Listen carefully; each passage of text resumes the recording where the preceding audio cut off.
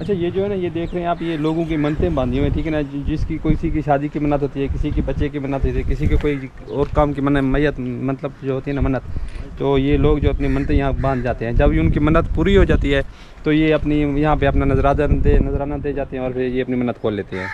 ये हिस्ट्री है इनकी। कि वैसे दरबार की क्या है, इसकी तारीख क्या है, कब से? ये तो हमारे कोई बुजुर्गों से चला रहा है, कोई 3-4 सदियों से यहाँ पे। हमें कोई खास हिस्ट्री नहीं, हमारे बड़ों को मालूम होती है इसका।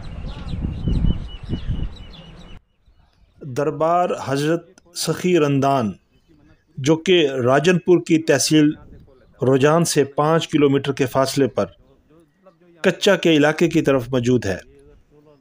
दरबार हज़रत सखी रंदान के बारे में कहा जाता है कि लोग यहाँ पर मन्नत मान कर आते हैं और दरख्त से बधी रस्सी के साथ अपनी मुराद का धागा, कपड़ा, थैली या कोई दीगर अशिया बांध कर चले जाते हैं और जैसे ही मुराद पूरी होती है अपनी बंधी हुई चीज़ को खोल कर ले जाते हैं।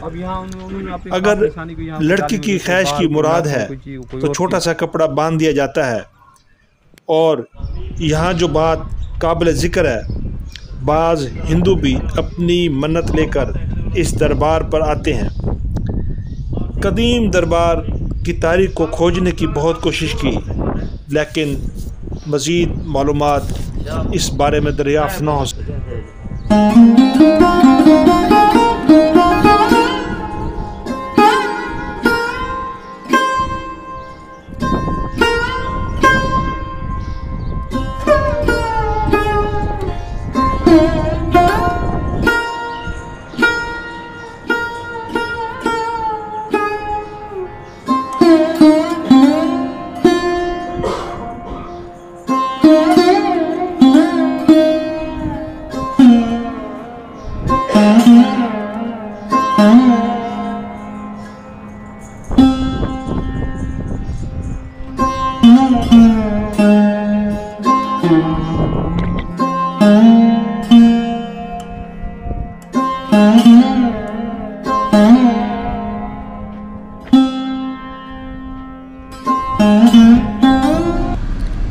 मकामी अफराद गुल हुसैन बेग, खालिद महमूद डाहा और दीगर अफराद के हमरा हम इस दरबार पर आए।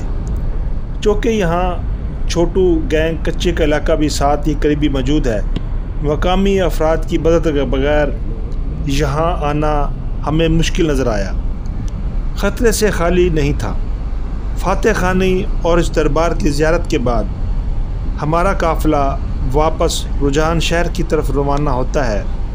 रास्ते में गुल बेग साहब के दोस्त की बेजारी पेट्रोल पंप पर चाय की और अपनी मंजिल की तरफ वापस रवाना हुए।